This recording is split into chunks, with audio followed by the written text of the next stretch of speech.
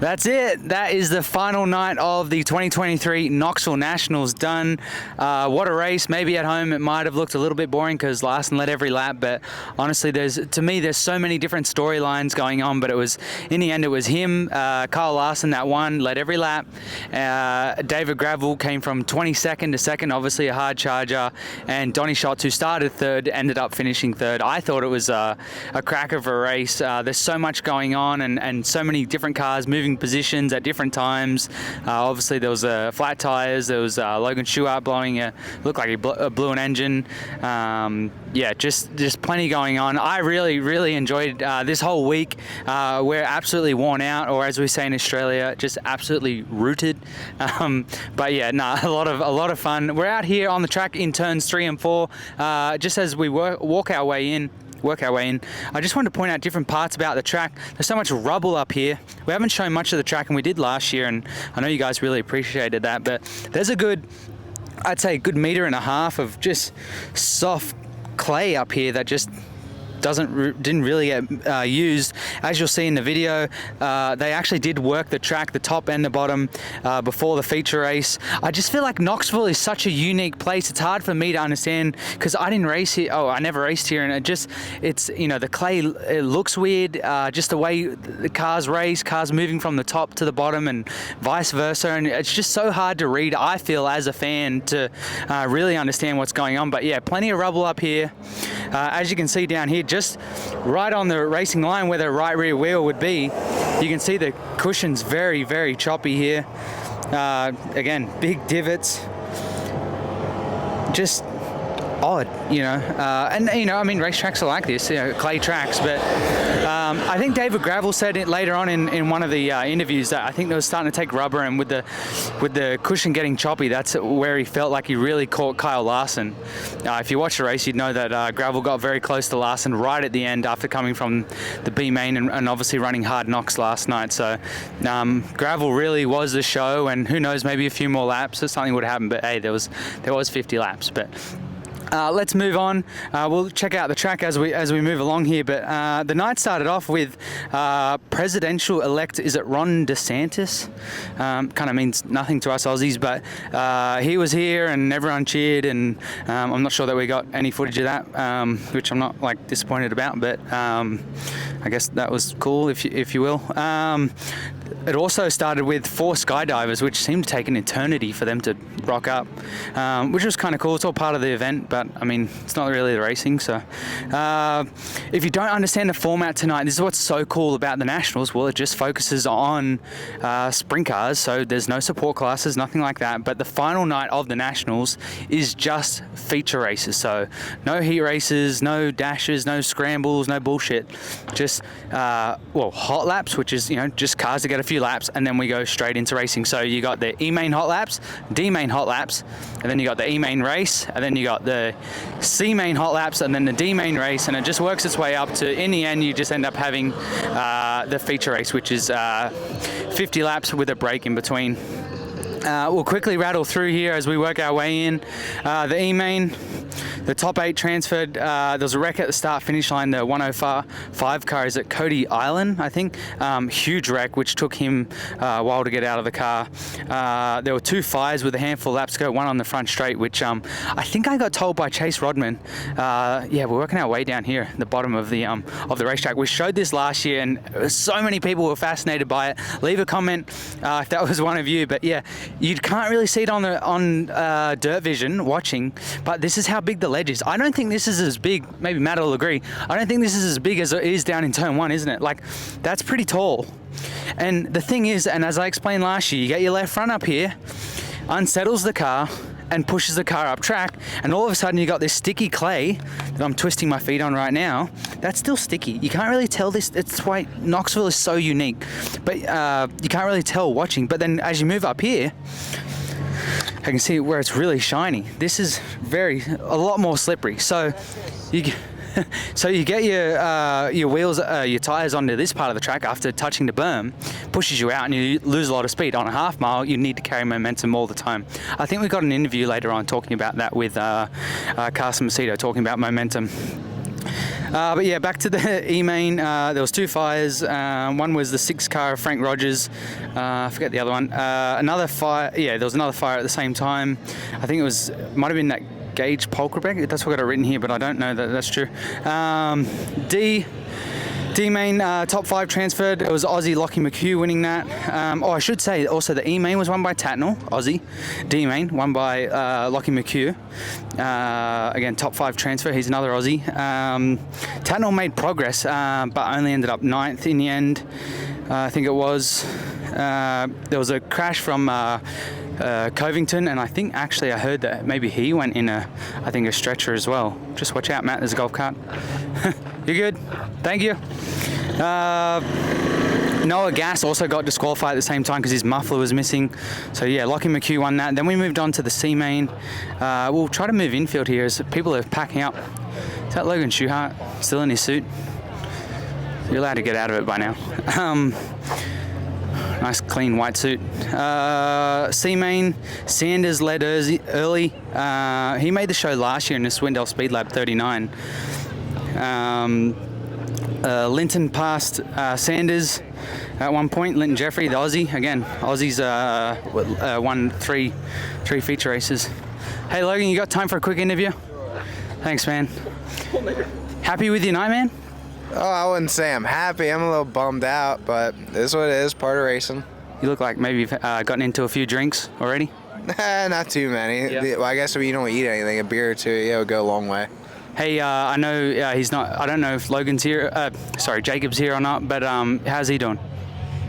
He seems all right. I don't, really where he's at and all that stuff. But he's like a brother to me, so I hope he's doing good. Most I can hope for is that he's happy.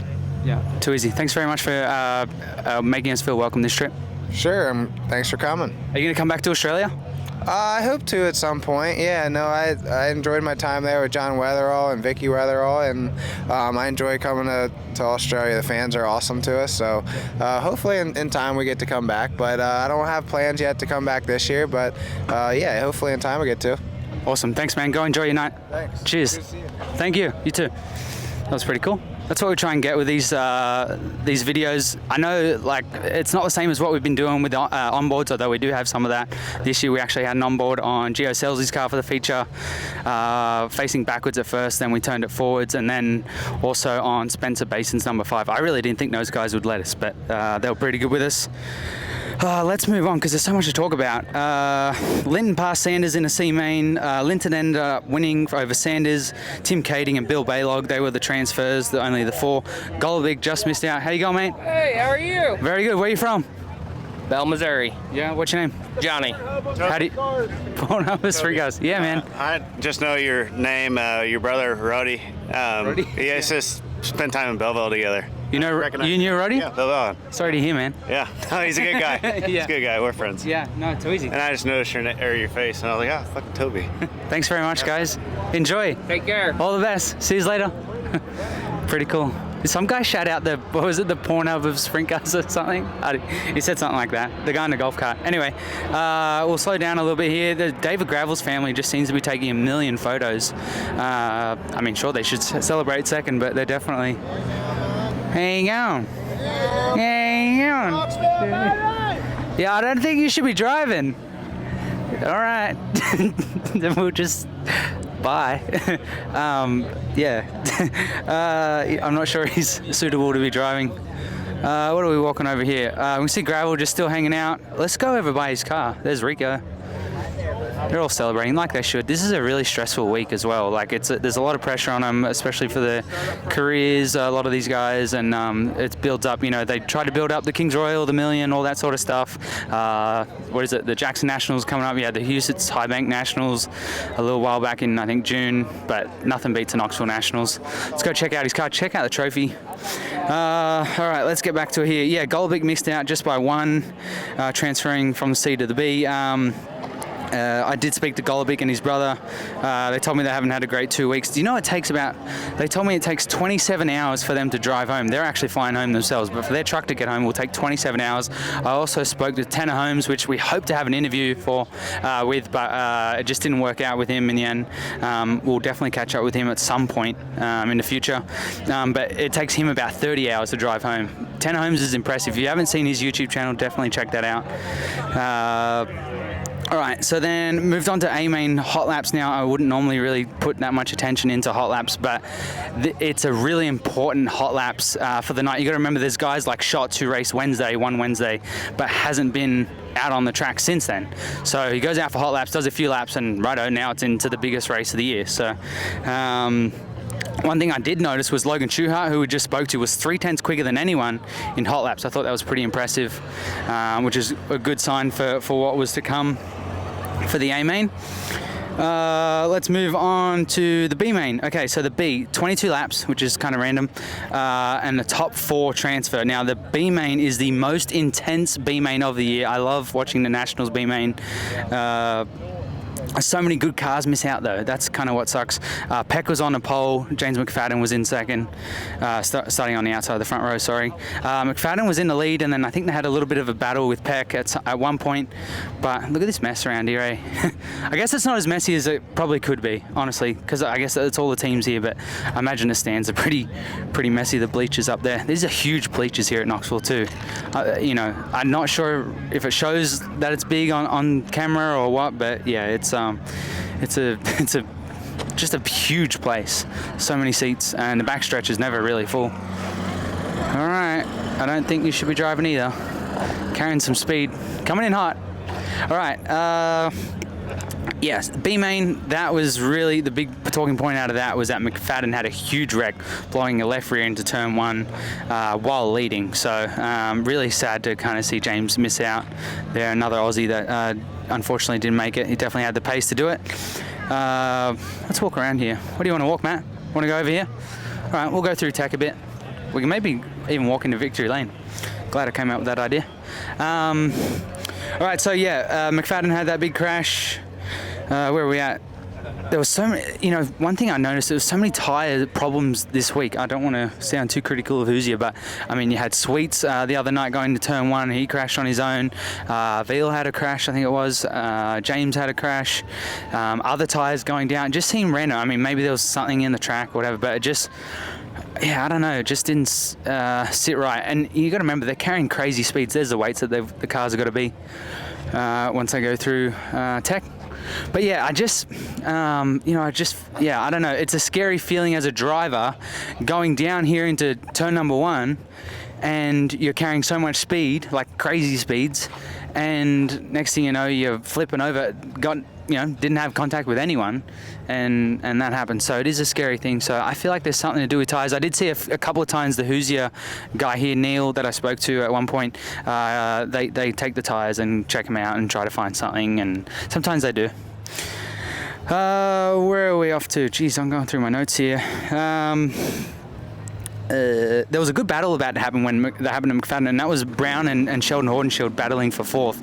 Horde was coming through a little bit. Here's where the photographers stand. Everything here is properly done. All right, like we're trying to show as much as we can with these videos, but if you watch all the others, you'll see we moved around a little bit, but just everything is properly done. They stand up here. This is where the photographers are, and they say, righto, look center. All the photographers take photos, look to the right, look over there, look to the left, and everyone gets their proper shot. It's just, there's so many people that work here. Someone told me there's like 300 people that work here. I think that's including the volunteers.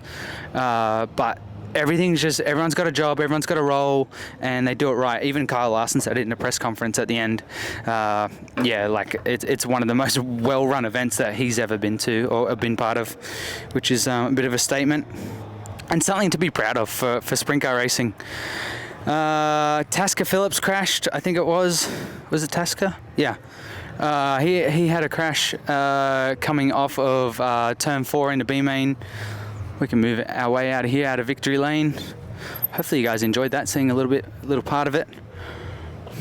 In the end of the B-Main, it was Peck that won it, which, you know, he should have been in the show anyway. We actually had a camera right here for right here for the feature race. We might show some of that in this video. We had one there, we had one sitting up there on the pole, which I had connected to my phone, and obviously those couple on Gio and Spencer Basin's car. So it was Peck that transferred. Parker Price Miller ended up second. Great to see him in the show. He's a good dude. I actually had a few chats with him throughout the weekend, and it sounds like he's come back to Australia as well. Brian Brown made it through, another favourite. I think he started 5th in the B main, and he spoke to me earlier on, said he was feeling good. And Sheldon Hornchild made it in the end, which is, I think he's probably one of the favourites. Other than, I guess, Larson and Rico, you'd have to think Sheldon. Apparently Sheldon kills it with merchandise. You do see a lot of it everywhere. It does suck that Brent Marks, we're down in turn, I can't believe we made it all the way down into turn one. Sucks that Brent Marks, he was one of the favourites like I spoke about last night. He was one of the favourites last year, and he ended up missing out by one spot. But it was then time for the A main. Drivers were hanging around victory lane ready for their introductions. We spoke to a few of those drivers while they were doing some track prep and doing the introductions. Here's what they had to say just after our ad here with Global Speedway Tours. Do you want to attend the world's biggest sprint car races but don't know how? It's not that easy to organise, especially for your first time. A lot of people waste their time working out when and where to go, booking flights, accommodation, rental cars, tickets, trying not to miss anything. Well, you don't have to do any of that. Instead, let Global Speedway Tours take you on the trip of a lifetime. Whether you're an Aussie wanting to travel to the USA, or an American ready to see more of your own country, or finally make the trip down under, you have to do it with Global Speedway Tours. How do we know? Our very own cameraman, Matt Hollins, felt the same way you did before finally going on the ultimate trip with Pete and the crew from Global Speedway Tours. Since then, he hasn't looked back. I went on my Global Speedway Tours trip in 2016. Everything was taken care of for me, so didn't have to worry about booking tickets or driving.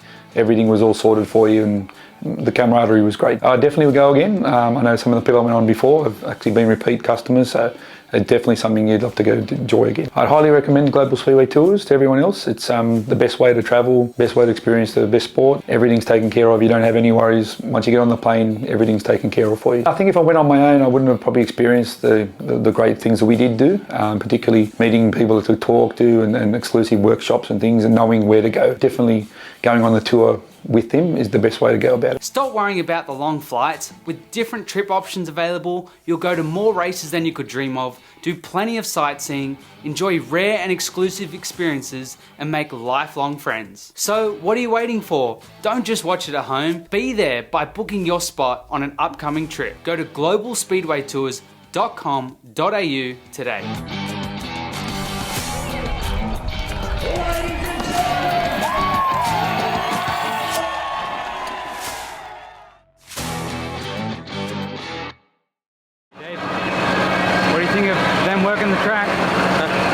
It's slick. I hope they do a little bit to the bottom. I think it's going to be real fast around the top to start. Kind of like they've been doing all week, tilling the top and not really much cushion. Hopefully it builds up, gets it technical, slows the pace down so I can pass some guys. Yeah, what is your plan? Just you have to move around wherever you got to be? I got to go where they're not, man. I just got to be desperate, really.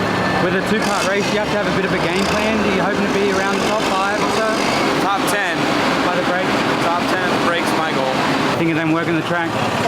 Yeah, I think it was the right call. The cushions gets really aggressive, then it's kind of hard to run up there, and it'll get back to the way it was by the end of 50, but it'll make it better for sure. Would it have gone away and like taken rubber or something? No. The cushion gets all like ledgy, yeah. And with the tyre package we have, it's kind of half dangerous. So they knocked the sort of ledge off, and it gets back to racing a little better. This is my first time seeing these tyres. They don't seem to wear. Are they just hard as a rock? Or what? Yeah, they're hard, but they don't grow, and the spray rate doesn't seem that much of a spring rate to it, so it's really hard in bad air to navigate. You've done a good job to start up front. What is your plan for the race? Just hold your position? Well, we've absolutely sucked in fucking hot laps, so hopefully they've got the thing going and we can actually make some progress and go forward. Hey man, you got a good shot at this. I know you weren't great in the heat race on qualifying night, but you've had speed for a long time now with Dylan. What are your hopes? Yeah, and I mean, I feel like we've kind of exceeded my expectations here so far, despite, just being off in the heat race, probably me and probably Carr too, and but him and Chatty and all the Roth Motorsports guys went to work, and we got better, and was able to go forward in the feature. So, and I still thought we could improve off of that. So I feel like for here to be able to pass some cars, and when you maybe don't feel your best, still I think shows that there's some positivity and some speed there. So they've done a great job getting me more comfortable at a place that I probably I'm not super comfortable at. So we'll just keep plugging away, and starting 8th is a good spot, and hopefully we can be there at the end. And starting from there, what is the plan? You try and hopefully maybe gain a few spots before the break. Yeah, I feel like you got to put away as many cars as you can, and then as you get to that break, or even after that break towards the end, I feel like for the second half of the race, I feel like if you can be up close to the front or in the mix, it's better than having to charge through there with maybe already half the race gone. So if we can get as many cars as we can and just see what we got, and still got to hang out at the end. Yeah, I feel like you still got to be smart too, as it is a really long race and there is a break, so that plays a huge key role, and there's some changes that you can make to maybe be better, for our last 25. Donny, you got a chance to make history. Does that play on your mind for this upcoming race? No, it's all about trying to win the Nationals, just like the first one.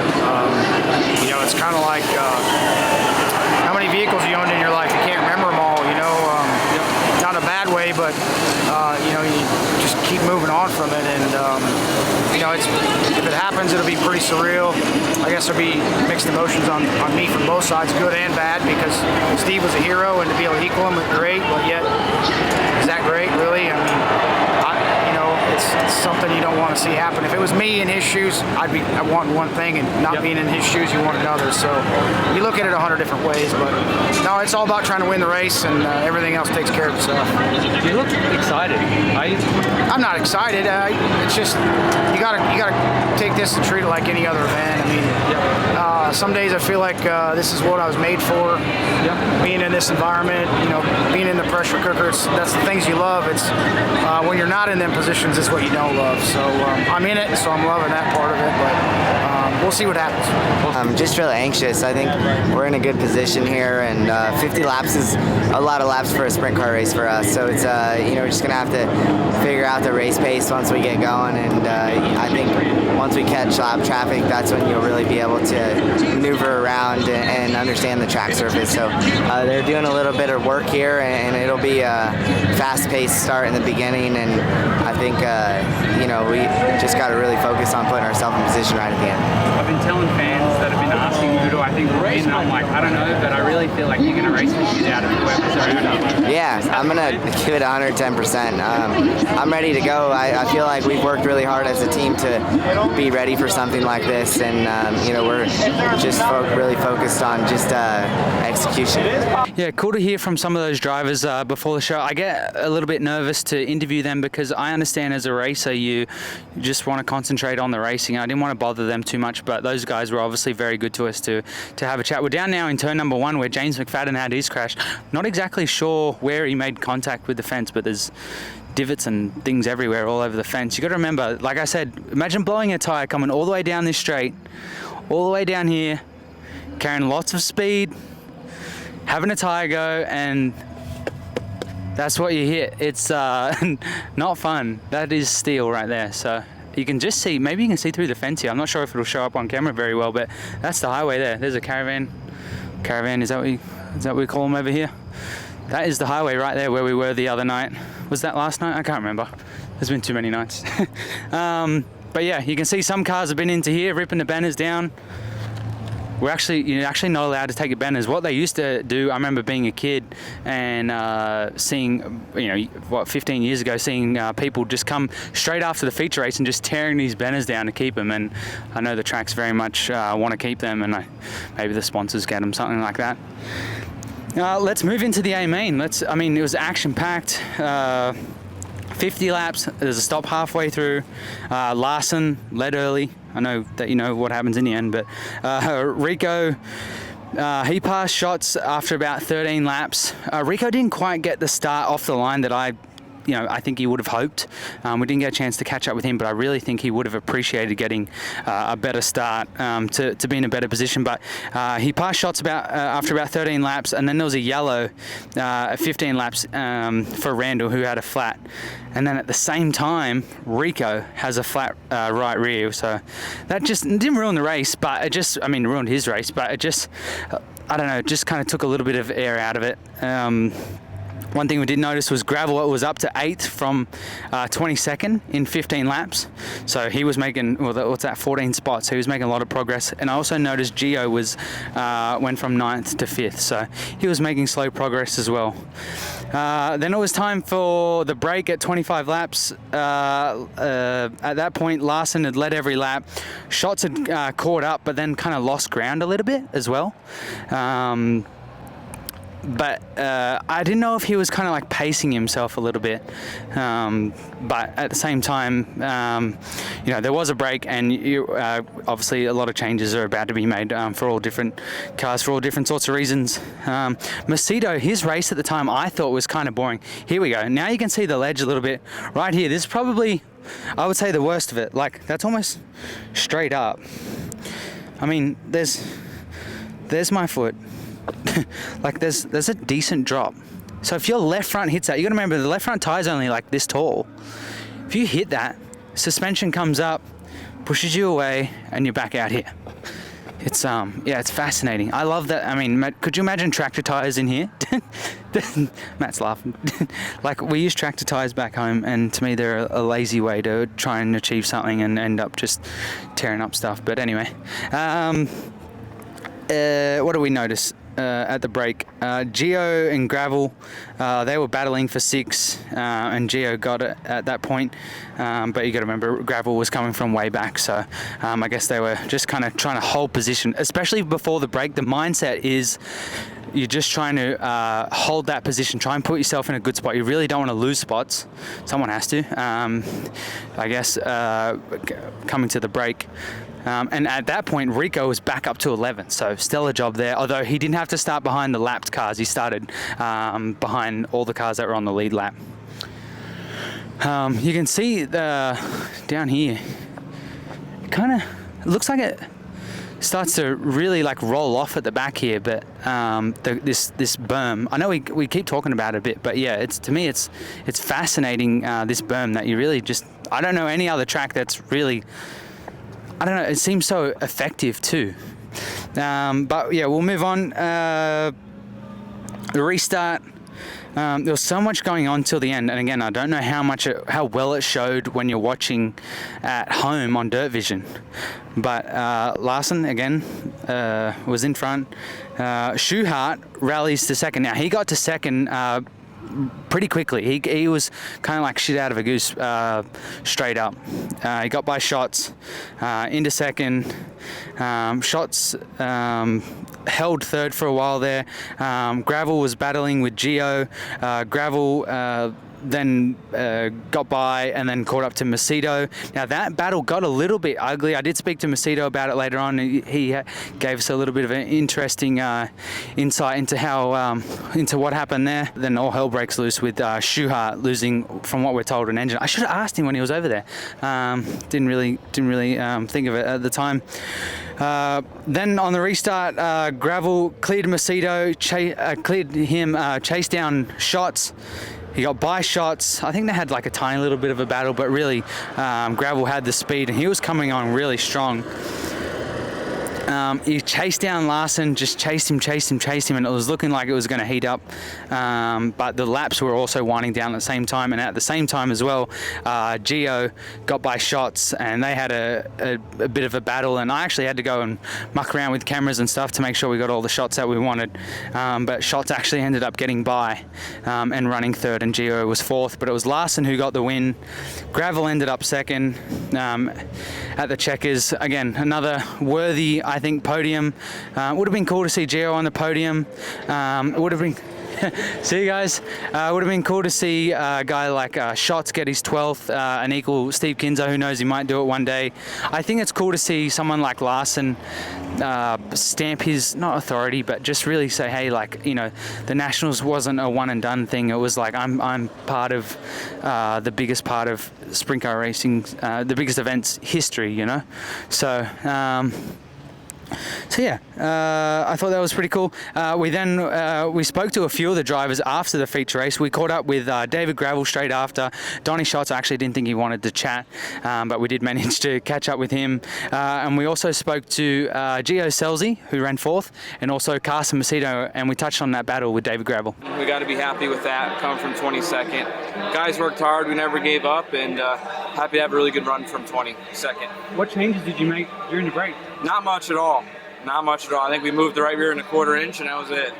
Yeah, and you really felt like you probably had a better car than Kyle at the end there? Well, it looks like this Kyle was getting tight. You know, the curb was getting built up and it was taking rubber on entrance, so it was just getting trickier and trickier to run. So I just think it just got more and more technical. You look strong early, man, but we were never strong. We couldn't keep up from more to go. I don't know. And what about during the break? All we did was change tires and tighten up a little bit. And absolutely had no grip whatsoever after that. So that's what happens, I guess. You gamble with tires a little bit there. Should have probably. I mean, you think you're always going to get something better or newer, but I don't know. My left rear just couldn't hold me up at all. So I was just struggling from there on. Kind of lucky a couple guys had trouble, or we weren't going to make the podium there. Look, we're here to win. I mean, this is the one race. You put so much emphasis on winning, and you do everything you can. But I guess you try to get the best finish you can. So I guess it keeps our averages good. But really, it was about winning, and we had a big fail there. So that probably sticks out more in the podium. You were coming on strong. I was just talking to your crew chief that you guys didn't change too much. I heard your brother Dom talking to you during the break about I think getting to the top or something like that. What were your thoughts? Yeah, I mean the bottom, kind of gave me vibes when I started on the pole here. I don't think they ripped the bottom as wide back in 2021. But the bottom was so good early, then there was no grease, so it really blew off fast, and the top kind of came in. So, awesome racetrack. There was, that was about all they could do to make it racy. And I was surprised the top was so dominant there late. I was down to gravel, made the bottom work, and you kind of just had to throw big sliders to pass cars. But I felt really, really good the first 25, and didn't want to make too many changes. Just told Adam just to make something small, just get me stuck a little bit more, and whatever he did worked. So. Felt really good. Just slid Donny a few too many times to lose third, but nothing. No, I felt good, man. This is nice to have a good run here. I love this racetrack. I really want to win this race, but it's been a place I've run good at and really want to win. As a fan, it seemed like the race kind of went quick. When you build up all week for the big race, no, it just kind of blew by. It really did. That's what I told him. I said the race went by fast. I looked up at the scoreboard one time and there was 13 to go. So, you try to pace yourself and try to, not wear yourself out. At the same time, you have to go hard too. 50 laps is not very long in these race cars. So, with a 3-minute stop, and I think we only had 2 other yellows. So, like I said, my car was just really good. I'm happy to have a really competitive race car. I thought it was okay. I feel like I got a really good start.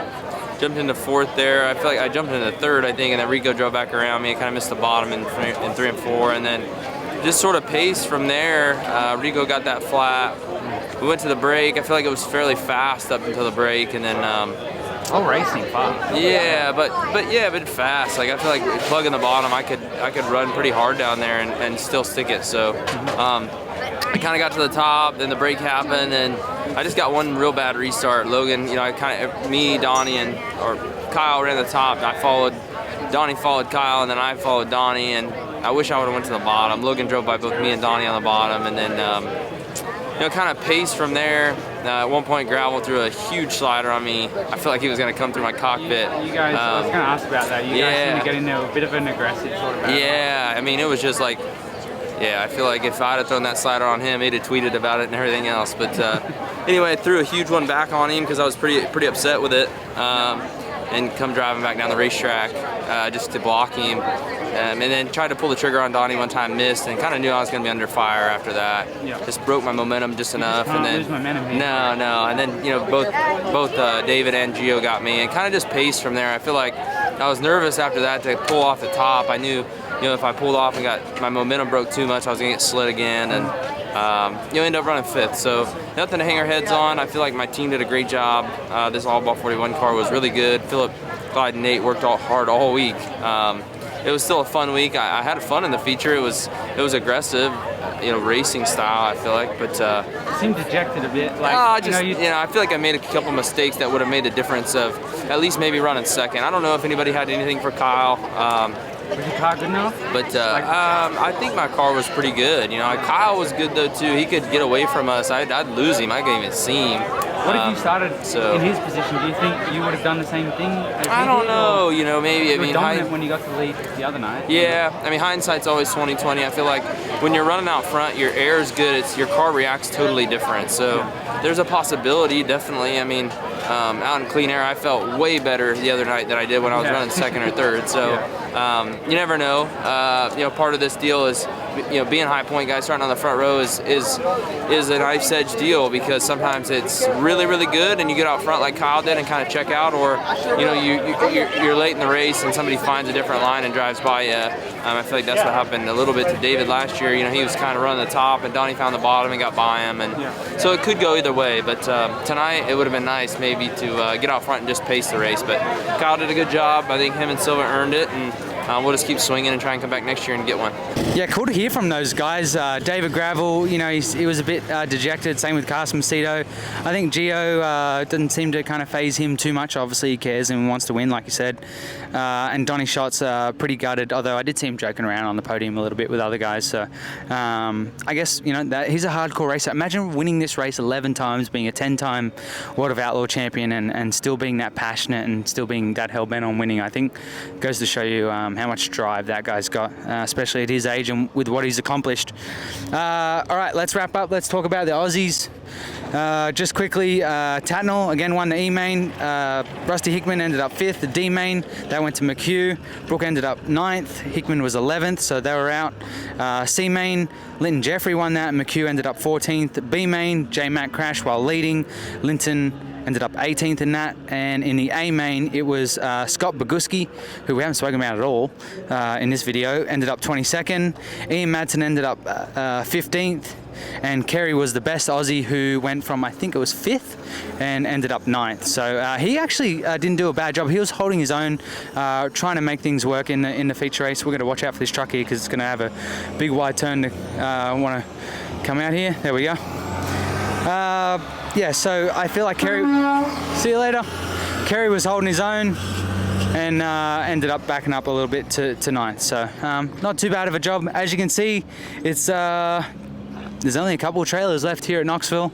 That's pretty much it. We really wanted to say thanks to everyone who's met us over. We had our biggest day ever here at the track, selling merchandise and meeting fans. It was incredible, and we've loved every part of it. We really want to grow this channel in the States because we know how many fans are over here. If you like this video, please comment below that you watched it and that you liked it. Let us know if you've met us over there. We probably got photos with you. Yeah, if you want to come to Australia, jump on to globalspeedwaytours.com.au, our sponsor. That'll be perfect for you guys. But yeah, just thank you to everyone that's made us feel so welcome here. We love coming to Knoxville. Everyone says you need to come here, you need to come to Eldora, you need to go here, there, everywhere. We want to come to PA. We want to do all that. But hopefully you guys enjoy what we do. We'd love to come over more. If you're from Australia, again, comment, let us know your thoughts. You have to get over here if you haven't been over here already. But yeah, that's pretty much us for the entire time. Want to say thanks to Matt, who's filming this right now. He has worked his absolute ass off to make all this happen. I get a lot of thanks for what we do, and really I think he does more than I do. But yeah, it's been fun, but it's time to wrap up. Thanks guys.